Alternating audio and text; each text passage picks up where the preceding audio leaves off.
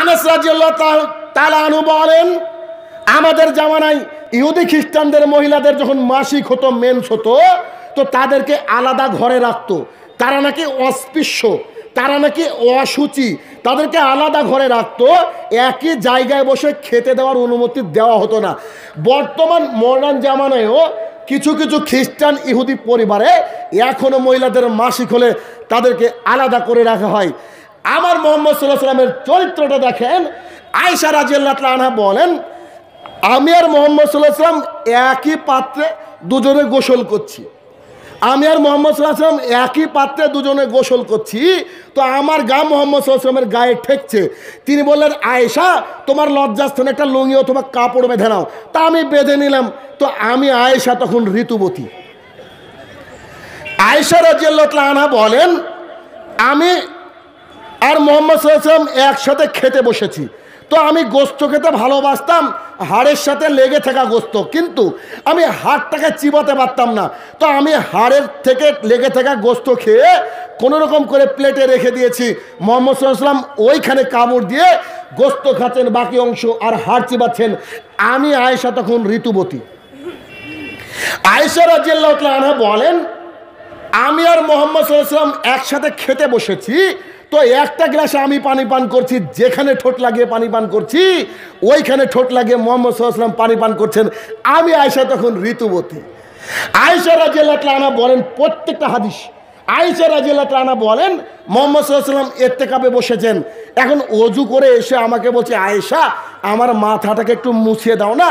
তো আয়েশা রাদিয়াল্লাহু আনহা বলছে, হে আল্লাহ রাসূল, আমি তো ঋতুবতী। তখন মুহাম্মদ সাল্লাল্লাহু আলাইহি ওয়াসাল্লাম বলছে, তোমার কি হাতেও ঋতু লেগে আছে নাকি?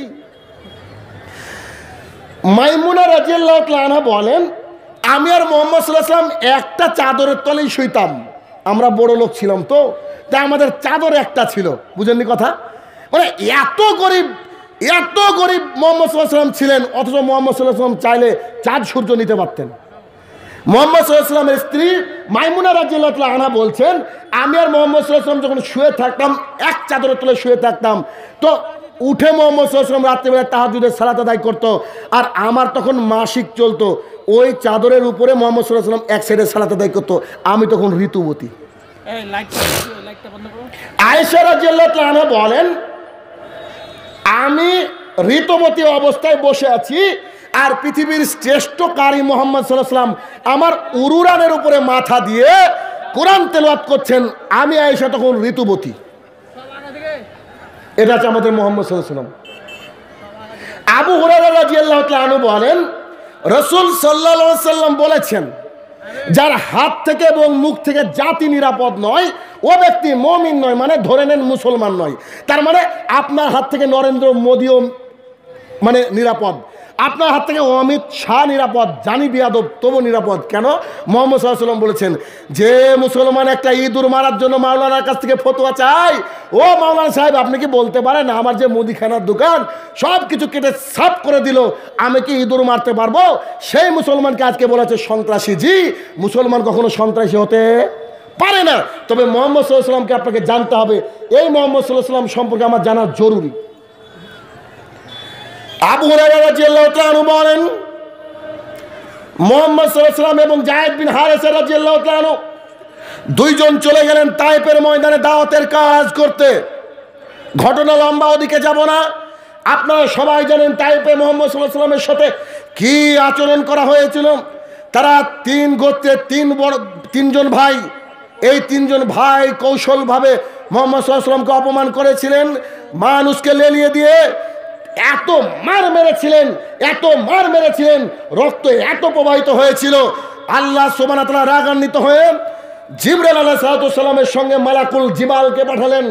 ওই মালাকুল জিবালকে যখন পাঠালেন, মুহাম্মদ সাল্লাল্লাহু আলাইহি ওয়াসাল্লাম যখন আল্লাহর কাছে দোয়া করছিলেন, তখন মালাকুল জিবাল এসে বলছেন, আল্লাহ রাসূল আপনি আমাকে একবার অনুমতি দেন, আমি ওই গ্রামে পাহাড় তুলে বসিয়ে দিব।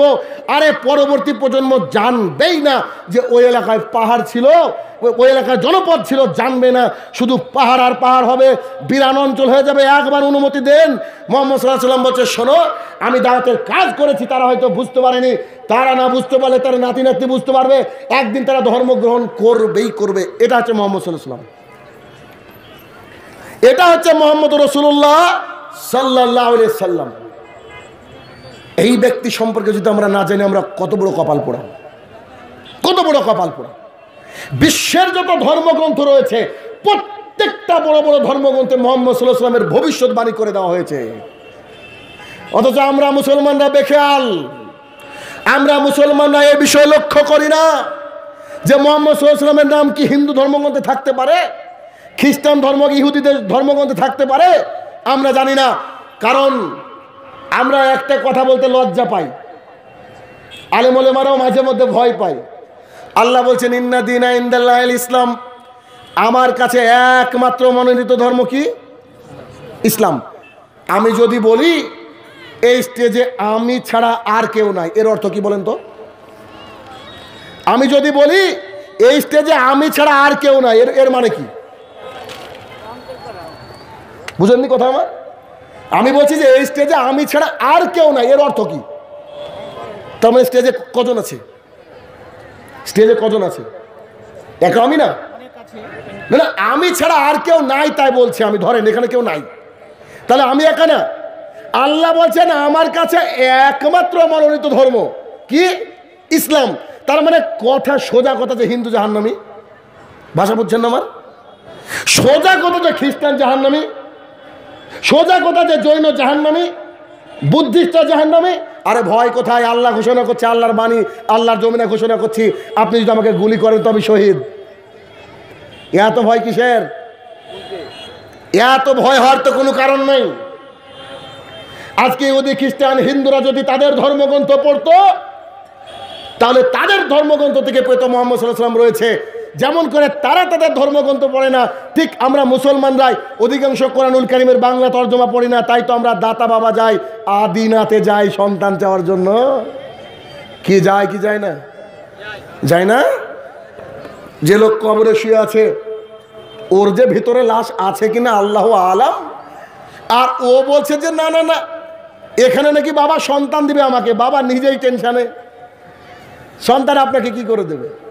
আসুন দেখি, খ্রিস্টানদের ধর্মগ্রন্থের নাম হচ্ছে বাইবেল। বাইবেল হচ্ছে দুটো, ওল্ড টেস্টামেন্ট আর new testament. Old testament chapter number 14 verse number 12 থেকে 14তে যীশু খ্রিস্ট নিজে বলছেন, I have many thing to send you now, you can bear them now, when the Spirit shall come he will say the right path, his name will be Muhammad Rasulullah sallallahu alaihi wasallam. He did not say anything upon his own windsock. As he heard from Allah subhanahu wa ta'ala, he will tell to the world, he glorify me. এটা তাদের ভাষার মন্ত্র। মুহাম্মদ সাল্লাল্লাহু আলাইহি ওয়াসাল্লাম সম্পর্কে কি বলছে দেখেন, বাইবেলে বলা হচ্ছে যীশু খ্রিস্ট যাকে বলা হয় তিনি বলছেন, এই শোনো, আমি তোমাদেরকে অনেক কথা বলতে চাই, তোমরা সেই কথা এখন বুঝতে পারবে না।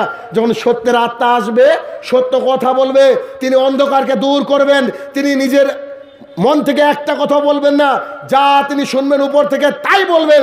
তিনি আমাকে মহিমান্বিত করবেন, আর তার নাম হবে মুহাম্মদুর রাসূলুল্লাহ সাল্লাল্লাহু আলাইহি সাল্লাম। তোমরা যদি স্বর্গে পৌঁছতে চাও তাহলে মুহাম্মদ সাল্লাল্লাহু আলাইহি সাল্লামকে মেনে নিও। তোমরা যদি স্বর্গে পৌঁছাতে চাও, কাকে মেনে নিও বলেন? মুহাম্মদ সাল্লাল্লাহু আলাইহি সাল্লামকে মেনে নিও। কে মানবে? ইহুদি খ্রিস্টান। এটা হিন্দু লোক, ও যদি ওর নিজের ধর্মগ্রন্থ পড়ে, শ্রীমদ্ ভাগবত মহাপুরাণ প্রথম খণ্ড 113 নম্বর পৃষ্ঠা, শ্রীমদ্ ভাগবত মহাপুরাণ প্রথম খণ্ড 113 নম্বর পৃষ্ঠায় বলা হচ্ছে, ও অজ্ঞান হে তুকে তো মোহাম্মদ অন্ধকার নাশম।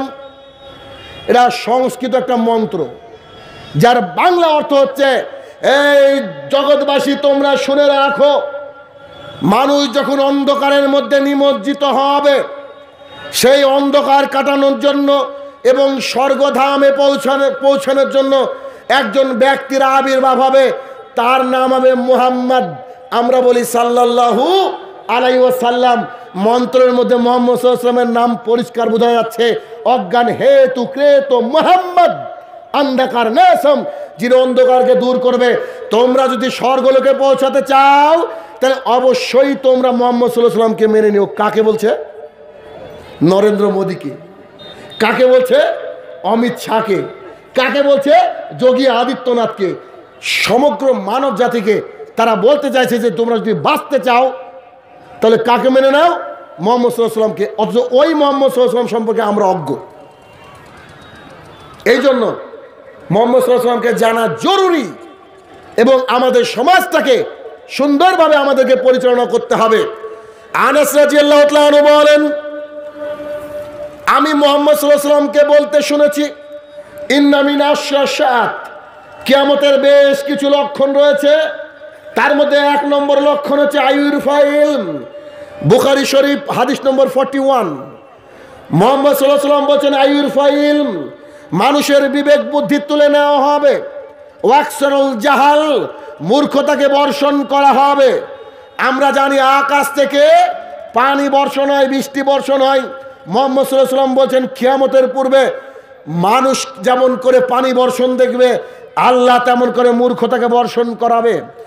আজকে যদি আপনি আমি সমাজের দিকে তাকাই তাহলে দেখবেন এক এক করে যদি আপনি আমি একটু খেয়াল করি তাহলে আমরা বুঝতে পারবো যে আমাদের সমাজের মধ্যে মূর্খতা আর মূর্খতা। তার 1 নম্বর মূর্খতা হচ্ছে বর্তমান সময়ের বক্তারা। এই কথাগুলো আমার জন্য বলা খুব কঠিন। আপনারা নতুন, আমি জানি না কতটা হজম করতে পারবেন, নইলে একটু এনজাইম খেয়ে নিয়েন। কারণ কথা তো আমি ওভাবে বলবো যেন পরের বার আমাকে না ডাকেন, ডাকতে গেলে 10 বার ভাববেন কাকে ডাকছি, শাইনুর রহমান। বাপরে বাপ, কথা তো এইভাবে বলে। মুহাম্মদ সাল্লাল্লাহু আলাইহি ওয়াসাল্লাম যখন খুতবা দিতেন ঘাড়ের রগটা উঁচু হয়ে যেত, মনে হতো তিনি কমান্ডার, সামনে সৈনিক বসে আছে। আছে না আপনাদের দিনাজপুরে সুরেলা কণ্ঠের বক্তা নাই? সুর না দিলে নাকি মানুষ বুঝতে পারে না যে জালসা হচ্ছে কি হচ্ছে না। তো এত যদি সুর দরকার হয় তাহলে অরিজিৎ সিংকে ডাকতে হবে, কুমার শানুকে ডাকতে হবে, শাইনুর রহমানকে নয়। আল্লাহ রাসূল সাল্লাল্লাহু আলাইহি ওয়াসাল্লাম বলছেন আইয়ুরফাল ইলম, মানুষের বিবেক বুদ্ধি তুলে নেওয়া হবে। ওয়াকসারুল জাহাল, মূর্খতাকে বর্ষণ করা হবে। বক্তার কথা কেন বললাম যে এটা আমার জন্য কঠিন, তারপরে শুনেন, বক্তাকে যখন আপনি কন্ট্যাক্ট করবেন তো বক্তা বলছে যে জি 20,000 টাকা নেব, 15,000 টাকা অ্যাকাউন্টে নিব আর 5,000 টাকা স্টেজে গিয়ে নিব। বলে কি বলে না? বলে না? এই কথা বক্তা বলছে। এবার আপনাকে একটু দৃশ্যটা দেখাই। এই দৃশ্যটা হচ্ছে এইরকম যে এখানকার জালসা কমিটি ধরেন একজনকে ফোন করেছে, তবে আমি যে কথা বলবো সমস্ত চরিত্র কিন্তু কাল্পনিক, মিলে গেলে আমার দোষ দিয়েন না। তো বক্তাকে ফোন করছে, ফোন করে বলছে জি মাওলানা সাহেব, আপনার তো বহুত ভক্ত আমাদের এলাকায়, তো দয়া করে আপনাকে আসতেই হবে, ডেটটা ফাঁকা আছে কি দেখেন তো। ফোন চলছে, তো বক্তা বলছে জি ডায়েরিটা দেখি। বক্তা তো 2025 অব্দি বুকিং, বিনা পুঁজির ব্যবসা তো রেডি করে রেখেছে ও। তো ডেটটা ফাঁকা দেখছে, বলছে জি ফাঁকা তো আছে।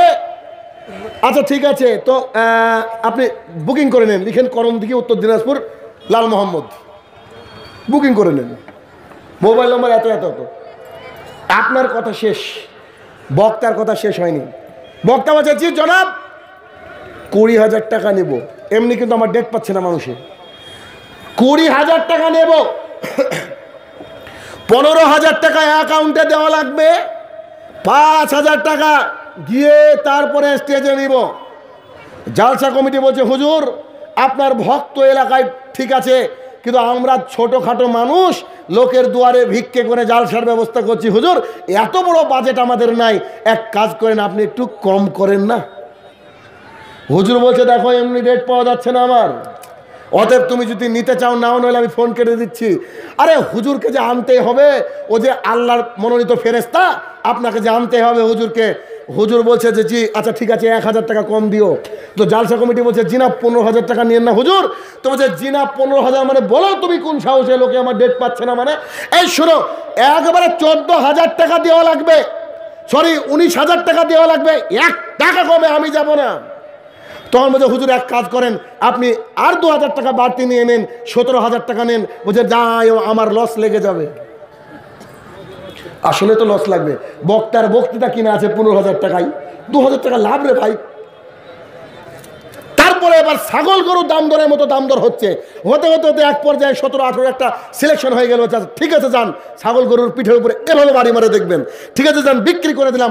বক্তা এবার আপনার কাছে বিক্রি, জি এভাবে কথা বলতে পারবো না। কেন বলেন তো? ওর ব্যবসা নষ্ট হয়ে যাবে, সামনে বছর আর ডাকবেন না। তাদের ব্যাপারে আমার কথা এইটা, এই সব শ্রেণীর আলেমের বক্তৃতা শোনা হারাম। কোন বাপের বেটা আছে প্রমাণ করে এদের বক্তৃতা শোনা জায়েজ? এদের বক্তৃতা শোনা হারাম, কারণ এটা কোরআন হাদিস নিজেই বুঝতে পারেনি। আল্লাহ বলেছেন ওয়ালা তাশতারু বিআয়াতি সামানান কালিলা, আমার আয়াতকে কম দামে বিক্রি করো না। আজকে আলেম সমাজের জন্য মানুষ জর্দা ছাড়তে পারে না, আলেম সমাজের জন্য বিড়ি ছাড়তে পারে না। আলেমরা যদি বলতো এটা হারাম, তাহলে মানুষ আর খেত না। আলেম বলছে মাকরু, কেন? আলেম খায় যে। ওই আলেম টাকার বিরুদ্ধে কথা বলতে পারবে না। কেন?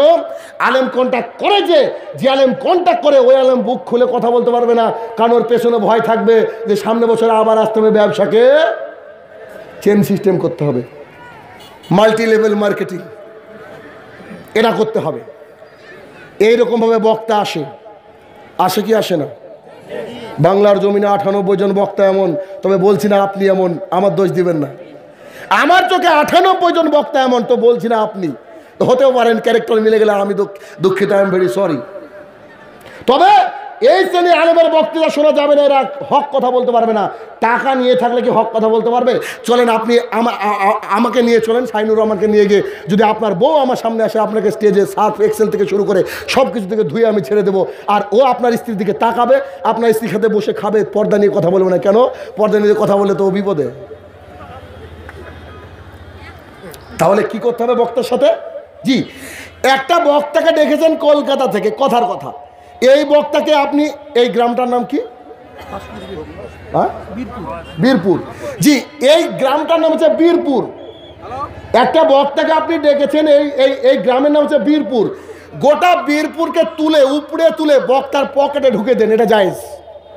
বুঝেননি মনে আমার কথা? একটা বক্তা খেয়েছে কলকাতা থেকে, আপনি 5 লাখ টাকা দেন তাকে, কলা 5 লাখ বৈধ, কিন্তু বক্তা যদি বলে 500 টাকা নেবো, 1 টাকা যাবে না। ভাষা বোঝেন না আমার? একটা বক্তা কোথা থেকে গাড়ি নিয়ে আসছে, তার যদি 10,000 খরচ হয়, আপনি 20,000 দেন, তা আপনার জন্য দোয়া করবে বক্তা। কিন্তু আমার কথা হলো, বক্তা যদি এই কথা বলে যে 500 টাকা নিবো আমি, 1 টাকা যাবে না, এক করে হাদিস নিজেই বুঝে না। তবে ব্যবসার জন্য বক্তারা আমাকে ধুবে, ব্যবসার জন্য বক্তারা আমার বিরুদ্ধে কথা বলবে, তো এই বিষয়ে আমি কোনো কেয়ার করি না। কেন? হক কথা বলা মানুষের সংখ্যা এই জামানায় খুব কম রয়েছে, খুব কম রয়েছে, কারণ এটা বিনা পুঁজির ব্যবসা। এটা হচ্ছে বক্তাদের সিজন। অনেক বক্তারা টেনশনে, হায় আল্লাহ করোনা ভাইরাস কেন দিলে, আমার তো ব্যবসা শেষ। আবু বকর সিদ্দিক রাদিয়াল্লাহু তাআলা আনহু অর্ধজাহানের খলিফা হয়েছেন, মক্কার প্রেসিডেন্ট হয়েছেন, মক্কার প্রধানমন্ত্রী হয়েছেন। প্রধানমন্ত্রী হওয়ার পরে তিনি বিলাসিতা করেননি, যে ব্যবসা করতেন ওই ব্যবসা করতে বেরিয়ে গিয়েছেন। আপনি কোন স্যার যে খালি বক্তৃতা দিয়ে আপনাকে খেতে হবে? তবে আপনাকে জাতি মূল্যায়ন করবে। আপনি বক্তৃতা দিয়ে আসলে জাতি আপনাকে টাকা দেবে, সেটা ভিন্ন কথা। তবে আপনি কেন ছাগল গরু দর করার মতো আপনি এভাবে বক্তৃতা দিচ্ছেন, এই নীতি আপনাকে ত্যাগ করতে হবে। আল্লাহ রাসূল সাল্লাল্লাহু আলাইহি ওয়াসাল্লাম বললেন ওয়াকসারুল জাহাল, মূর্খতা বর্ষণ হবে। মূর্খতা কাকে বলে একটু খেয়াল করুন। দেখুন আজকে আমাদের অধিকাংশ মাদ্রাসা, অধিকাংশ মসজিদে, এটা আমি আমার গবেষণা থেকে বলছি, বহু মাদ্রাসা বহু মসজিদের সভাপতি দাড়ি চাচা, সেক্রেটারি দাড়ি চাচা, ক্যাশিয়ার দাড়ি চাচা। যার বাড়িতে বন্ধনের বই যত বেশি, যার বাড়িতে গ্রুপ লোনের যত বেশি, যার বাড়িতে বিড়ির ব্যবসা, ওই হয় সভাপতি আর ওই হয় ক্যাশিয়ার। বলেন তো এই মসজিদ কি ঠিকঠাক চলতে পারে? এই মসজিদ তো কখনো ঠিকঠাক চলতে পারে না। তো এই যে পরিস্থিতি আসলো, এই সব মানুষকে মসজিদ থেকে পেছনে লাথি মেরে বের করে দিতে হবে। যে লোকটা তাহাজ্জুদ পড়ে ওকে করতে হবে সভাপতি, যে লোকটা তাহাজ্জুদ গুজার ওকে করতে হবে ক্যাশিয়ার। ও নেতা এলাকার বলে ওকে আপনি ক্যাশিয়ার করলেন কেন? এটা আপনার ভুল রয়েছে, এটা আপনার এই নীতিকে ত্যাগ করতে হবে। মসজিদে যারা স্টিয়ারিং কমিটিতে থাকবে তারা হবে তাহাজ্জুদ গুজার, তারা হবে খুব আল্লাহ ভীরু মানুষ। অথচ এই জায়গায় আমরা উল্টো, আল্লাহ রসুল বলছেন একসারুল জাহাল, মূর্খতা বর্ষণ করা হবে। দেখেন না সেক্রেটারি সভাপতি মিটিং করছে, যেই মাগরিবের আজান হয়েছে দূর দূর করে মসজিদ থেকে বেরিয়েছে। সারা মুসলমানের বাচ্চা নাকি ও? হ্যাঁ, ওর নামাজ পড়া লাগে না? তারপরে শুনুন, যারা আইসিডিএস এর কাজ করে, আইসিডিএস আছে নাকি এলাকায়? থাকার তো কথা, ভারতবর্ষের তো অংশ এটা। আইসিডিএস এর যারা কর্মী রয়েছে, এদের বাড়িতে মুরগি না থাকলেও ডিমের অভাব নাই, ঠিক না? মুরগি নাই, লেকিন there are lots of egg in their house. ডিম আর ডিম, ডিম আর ডিম। জানি না স্বামী স্ত্রী পারে কিনা রাত্রিবেলায়। আপনি আর আপনার ছেলে ছোট্ট কলিজার টুকরা মেয়েটা খেতে বসেছেন। আপনার মেয়েটা ডিমের কুসুম খেতে পছন্দ করে। আপনার মেয়েকে একটা ডিম দিয়েছেন, ওই কুসুমটা ও আগে খেয়ে ফেলেছে। এখন আপনার পাতে একটা কুসুম আছে, এটা কে খাবে? আপনি না আপনার মেয়ে? বুঝতে পারেননি? আপনার কলিজার টুকরা মেয়েকে নিয়ে খেতে বসেছেন, ওর পাতে একটা ডিম, আপনার পাতে একটা ডিম। আপনার মেয়ে কুসুম খেয়ে নিয়েছে, আপনার কুসুমকে আপনি খেতে পারবেন? আপনি জানেনই তো, কায়দা করে রেখে দিয়েছেন যে আমার মা, আমার আম্মি যেন কুসুম খেতে পছন্দ করে, সুতরাং কুসুমটা আমি তাকেই দিব। যদি আপনি ওই কুসুমটা খেয়ে নেন, আপনি বাবা হতে পেরেছেন? আল্লাহ রাসূল সাল্লাল্লাহু আলাইহি ওয়াসাল্লাম বলছে পাপ দুই শ্রেণীর। এক, আল্লাহর সাথে জড়িত পাপ। নামাজ এক ওয়াক্ত কাজা করে ফেলেছেন, আল্লাহকে ডাকেন, আল্লাহ ক্ষমা করে দাও, আল্লাহ ক্ষমা করে দেবে। আল্লাহকে বলছেন, আল্লাহ গো আমি আকাশ পর্যন্ত পাপ করেছি, তুমি কি আমাকে ক্ষমা করবা? আল্লাহ বলছে তুমি যত বড় পাপ করেছো আমি অত বড় ক্ষমা নিয়ে তোমার দরবারে রেডি। একটা টোটোওয়ালাকে এক চড় মেরেছেন, কাবার গিলাপ ধরে সারা জীবন কাঁদলে এ পাপ ক্ষমা হবে না, টোটোওয়ালার কাছে ক্ষমা চাইতে হবে। জি, কোথা থেকে কোথা চলে যাচ্ছি, তাই না? জি না, আপনাকে বোঝানোর জন্য বলছি। এবার আসেন, ওই যে ডিমটা আপনার বউ চুরি করে খাচ্ছে, ওটা কোনো এক কলিজার টুকরার ডিম, ছোট্ট বাচ্চার ডিম। ওই ডিমটাকে আপনি ছাড়তে পারেননি, ওই ডিমটা আপনি খাচ্ছেন, বলেন আপনি জান্নাতে যাবেন? আপনি যদি জান্নাতে যান তো ইসলাম ধর্ম মিথ্যা। মানুষের সাথে জড়িত পাপ কখনো ক্ষমা হয় না। এই জন্য তো যারা পঞ্চায়েত প্রধান, মেম্বার, এমএলএ, এমপি বা দেশের কর্ণধার, এরা বেশিরভাগই জাহান্নামে যাওয়া আপনি কিয়ামতের মাঠে দেখে নিয়েন। রাসূল সাল্লাল্লাহু আলাইহি ওয়াসাল্লাম বলছেন কিয়ামতের মাঠে মানুষের কাঁধ হবে বিশাল বড় বড়, যারা জাহান্নামে যাবে তাদের সাইজ হবে বিশাল। মুহাম্মদ সাল্লাল্লাহু আলাইহি ওয়াসাল্লাম এই কথা বলতে গিয়ে বললেন, যারা জাহান্নামের মধ্যে প্রবেশ করবে তাদের এই নিতম্ব, বাংলা যাকে পাছা বলি, এই পাছার সাইজ হবে 450 কিলোমিটার। মক্কা থেকে মদিনার দূরত্ব। মুহাম্মদ সাল্লাল্লাহু আলাইহি ওয়াসাল্লাম বলেছেন, আমি বললাম 450 কিলোমিটার, আমার যাতায়াত আছে তাই বললাম। 450 কিলোমিটার আপনার এই চেয়ার লাগবে বসার জন্য। এই কাঁধ থেকে এই কাঁধের দূরত্ব হবে 3 দিনের ঘোড়ায় চলা পথ। চামড়া হবে 42 গজ, উরুরান হবে বাইজা পাহাড়ের সমান, কোন কোন বর্ণনা এসেছে দাঁত হবে উহুদ পাহাড়ের সমান। হাদিসটা পড়ার পরে ভাবছি, আল্লাহ গো, তোমার তো একবারে কঠিন টেকনোলজি রয়েছে তোমার কাছে, তো এত বড় করার কি দরকার মানুষকে শাস্তি দেওয়ার জন্য? তখন ভাবলাম, ওহো, গ্রামের মেম্বার, পঞ্চায়েত প্রধান, এরা তো অনেক চাল, অনেক ডাল, অনেক গম, অনেক গাছ, কেউ কেউ ঘর পর্যন্ত চুরি করেছে। চুরি করেনি? খালি ঘর চুরি করে নাকি? নির্মল ভারত অভিযান আর দেখেন না,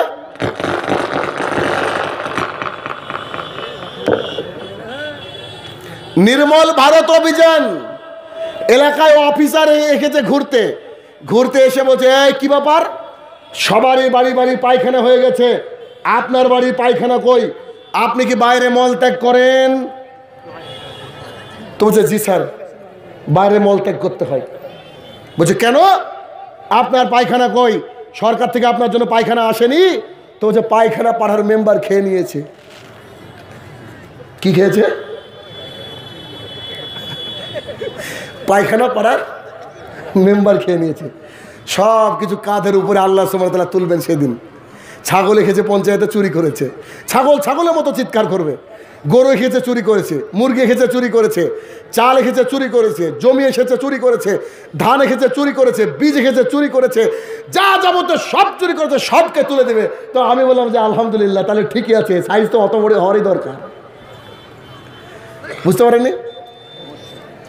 আইসিডিএস এর যে কর্মী রয়েছে, এই কর্মীগুলা যে কাজটা করছে, ওরা যদি বৈধভাবে কাজ করতো আলহামদুলিল্লাহ, তবে এইভাবে যারা চুরি করে খাচ্ছেন আজ থেকে তওবা করবেন, প্রয়োজনে চাকরি ছেড়ে দেবেন।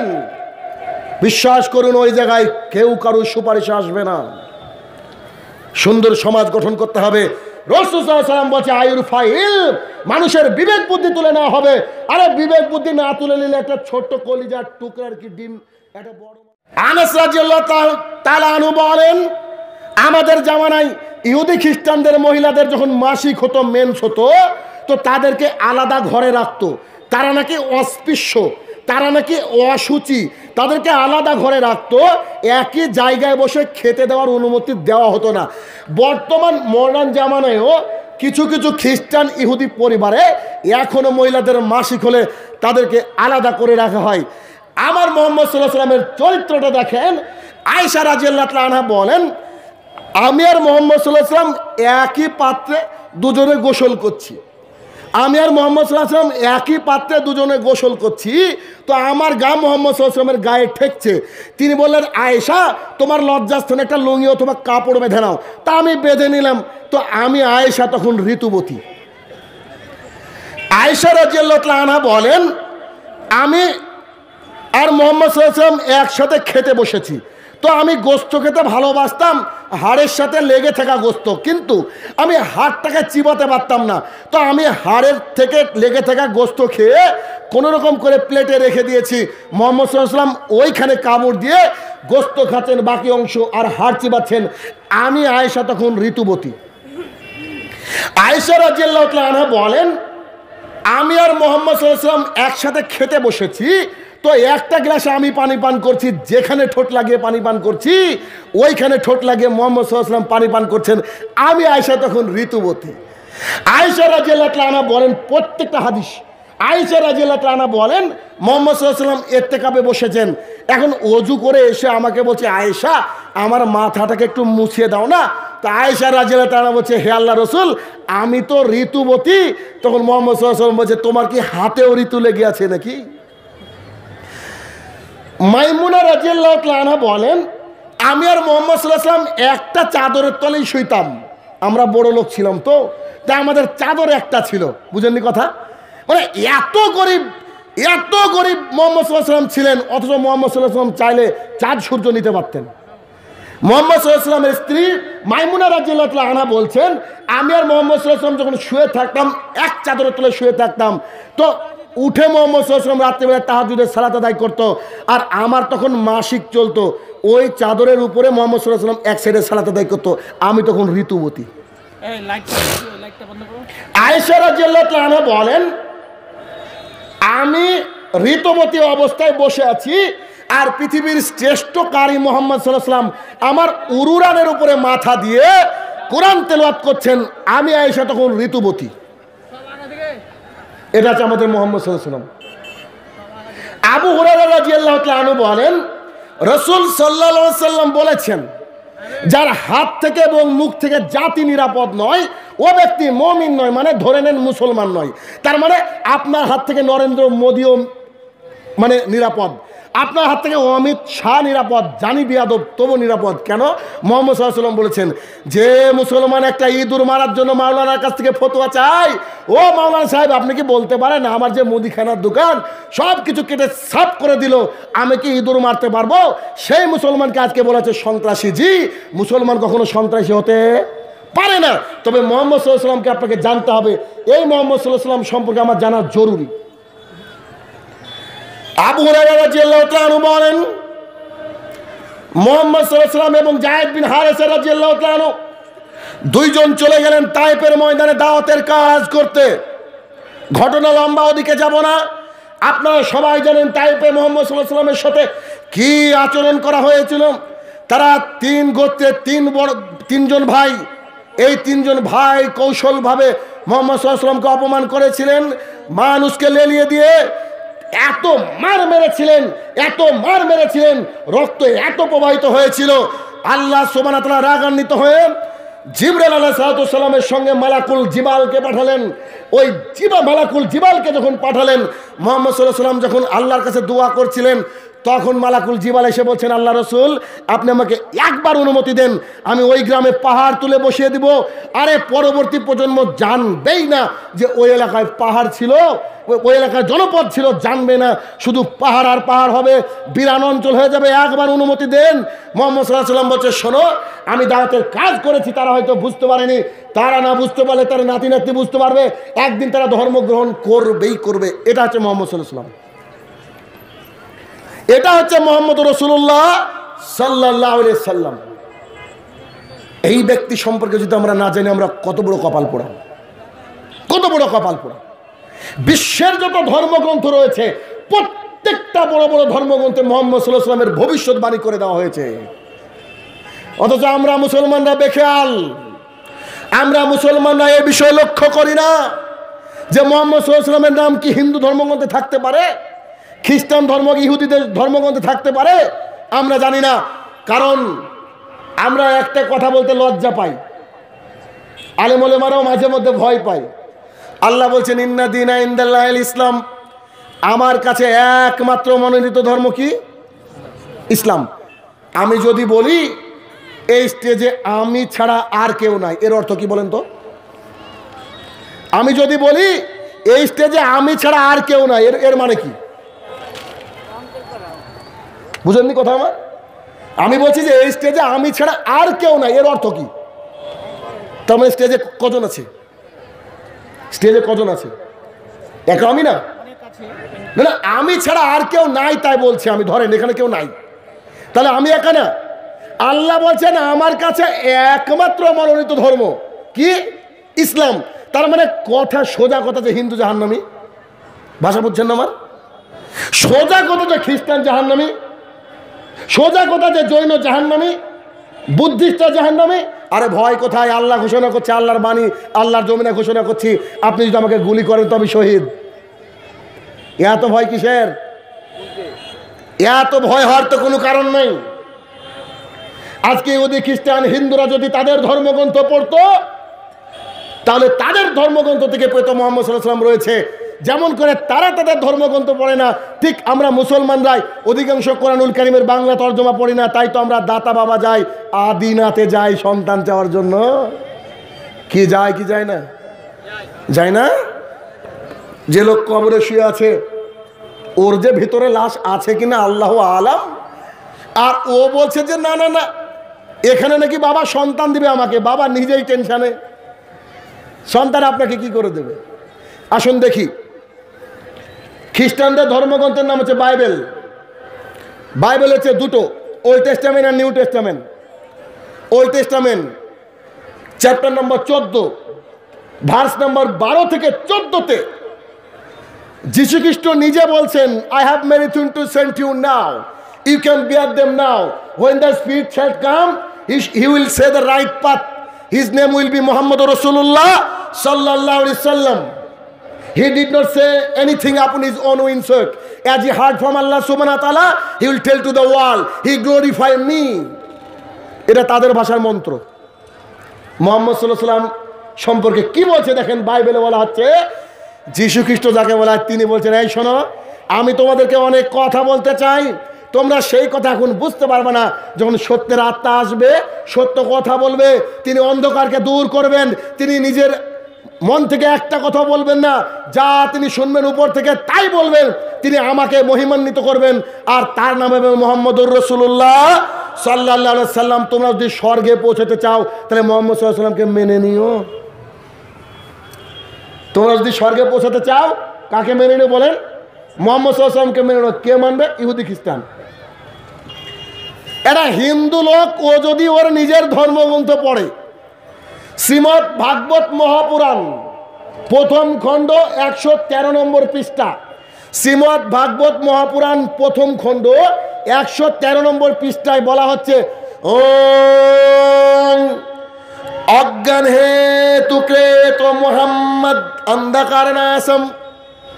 এটা সংস্কৃত একটা মন্ত্র, যার বাংলা অর্থ হচ্ছে, এই জগৎবাসী তোমরা শুনে রাখো, মানুষ যখন অন্ধকারের মধ্যে নিমজ্জিত হবে, সেই অন্ধকার কাটানোর জন্য এবং স্বর্গধামে পৌঁছানোর জন্য একজন ব্যক্তির আবির্ভাব হবে, তার নাম হবে মুহাম্মদ।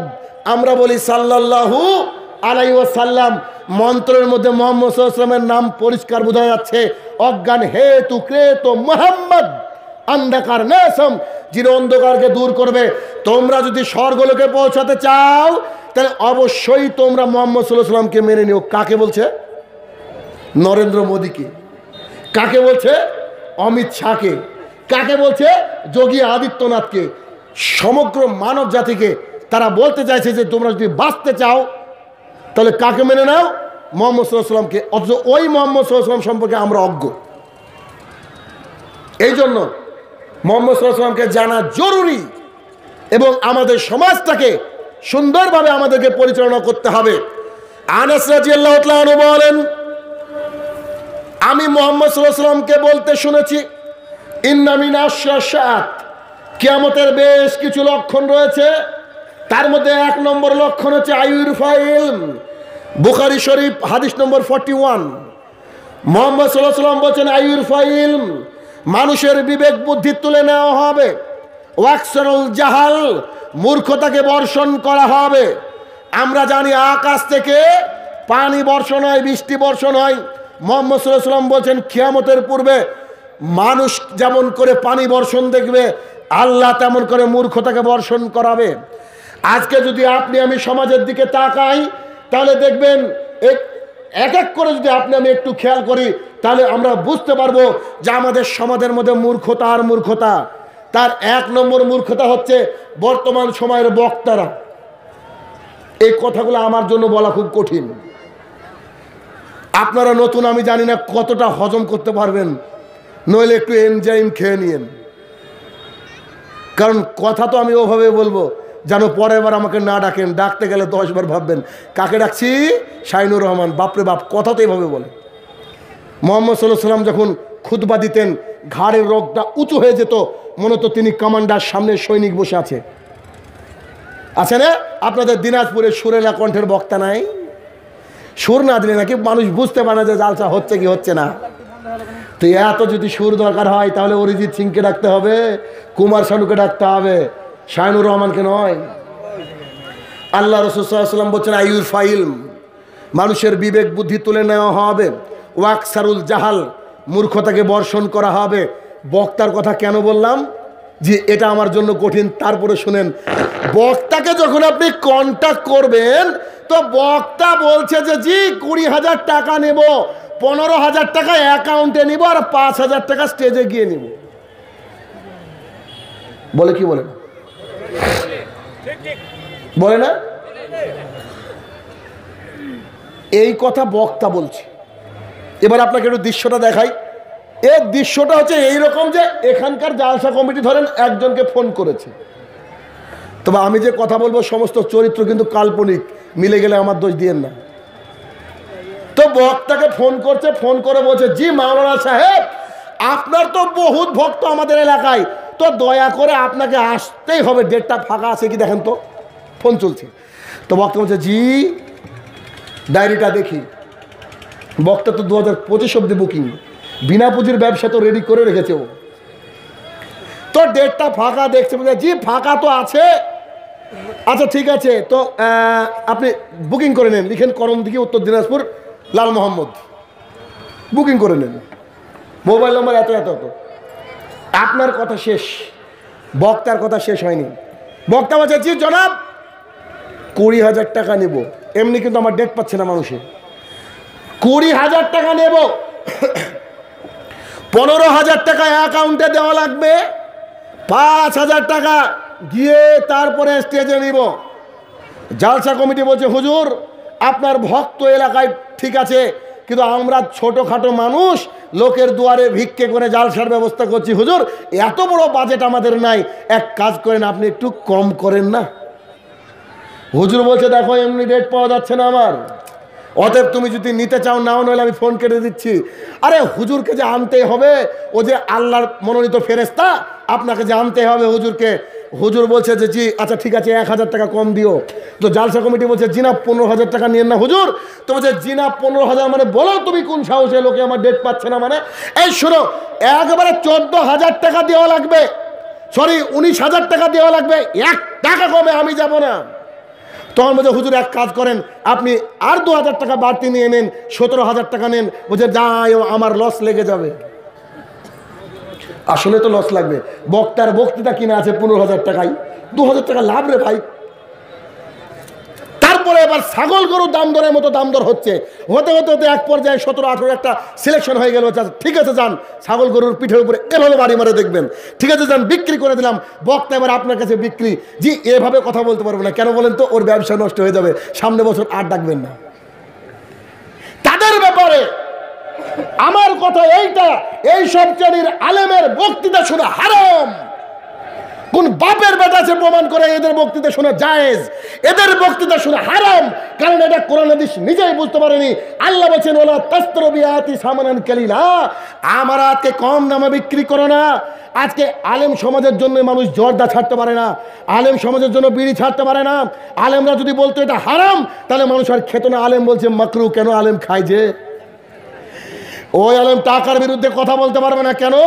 আলেম কন্ট্যাক্ট করে, যে আলেম কন্ট্যাক্ট করে ওই আলেম বুক খুলে কথা বলতে পারবে না, কারণ ওর পেছনে ভয় থাকবে যে সামনে বছর আবার আসতে হবে, ব্যবসাকে চেন সিস্টেম করতে হবে, মাল্টি লেভেল মার্কেটিং এটা করতে হবে।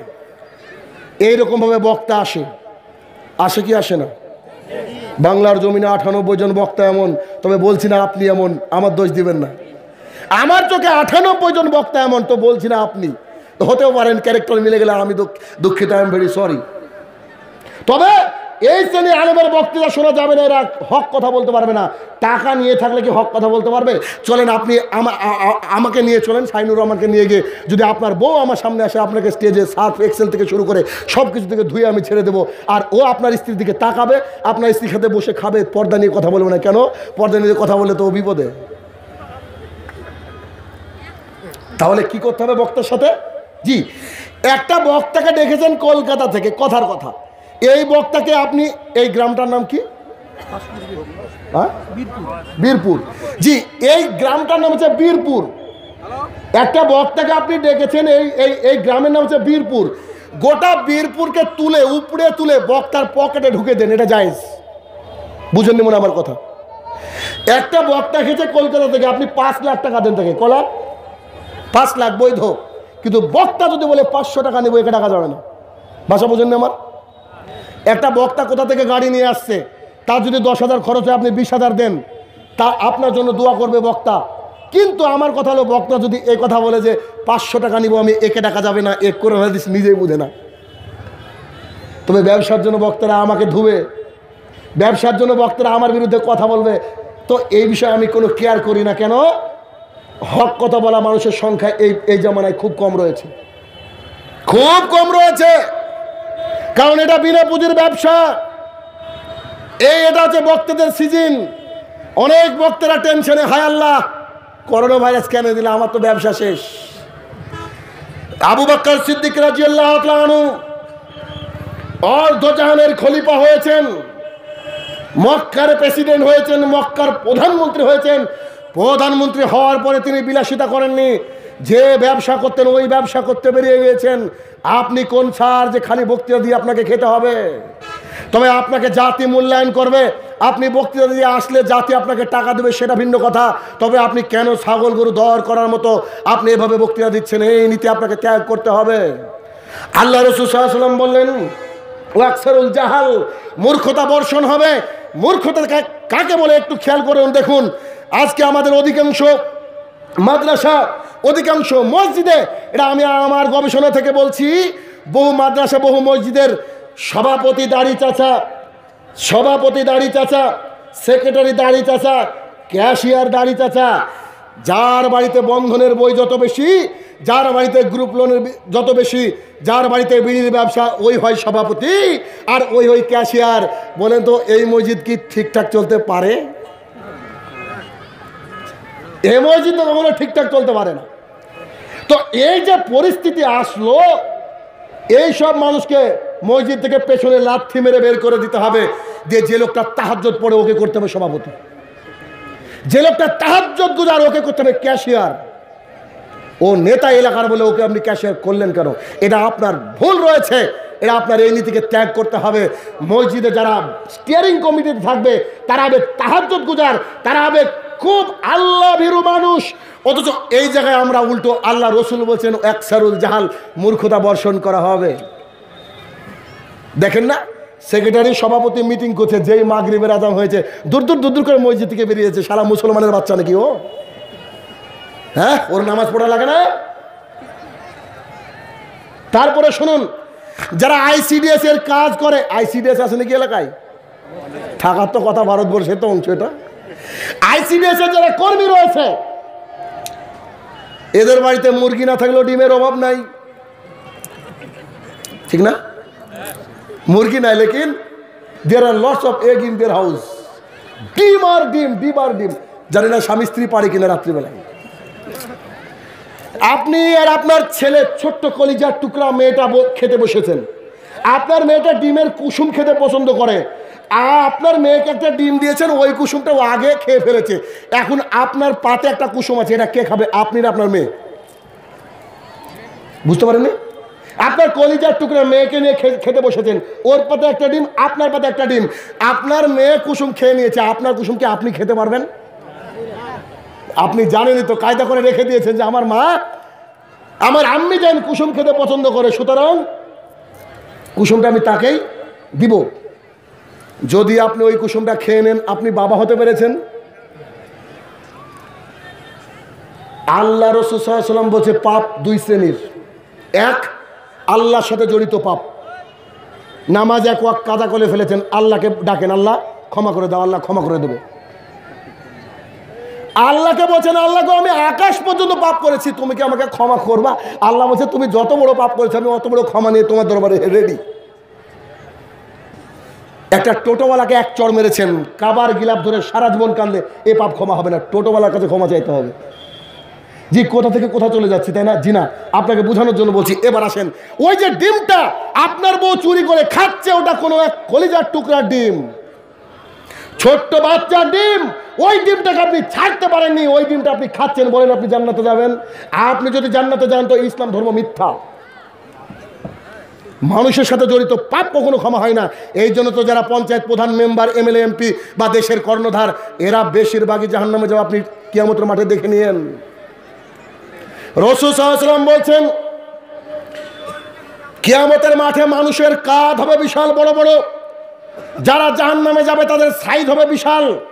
মুহাম্মদ সাল্লাল্লাহু আলাইহি ওয়াসাল্লাম এই কথা বলতে গিয়ে বললেন, যারা জাহান্নামের মধ্যে প্রবেশ করবে তাদের এই নিতম্ব, বাংলা যাকে পাছা বলি, এই পাছার সাইজ হবে 450 কিলোমিটার। মক্কা থেকে মদিনার দূরত্ব। মুহাম্মদ সাল্লাল্লাহু আলাইহি ওয়াসাল্লাম বলেছেন, আমি বললাম 450 কিলোমিটার, আমার যাতায়াত আছে তাই বললাম। 450 কিলোমিটার আপনার এই চেয়ার লাগবে বসার জন্য। এই কাঁধ থেকে এই কাঁধের দূরত্ব হবে 3 দিনের ঘোড়ায় চলা পথ। চামড়া হবে 42 গজ, উরুরান হবে বাইজা পাহাড়ের সমান, কোন কোন বর্ণনা রেখেছে দাঁত হবে উহুদ পাহাড়ের সমান। হাদিসটা পড়ার পরে ভাবছি, আল্লাহ গো, তোমার তো একবারে কঠিন টেকনোলজি রয়েছে তোমার কাছে, তো এত বড় করার কি দরকার মানুষকে শাস্তি দেওয়ার জন্য? তখন ভাবলাম, ওহো, গ্রামের মেম্বার, পঞ্চায়েত প্রধান, এরা তো অনেক চাল, অনেক ডাল, অনেক গম, অনেক গাছ, কেউ কেউ ঘর পর্যন্ত চুরি করেছে। চুরি করেনি? খালি ঘর চুরি করে নাকি? নির্মল ভারত অভিযান আর দেখেন না,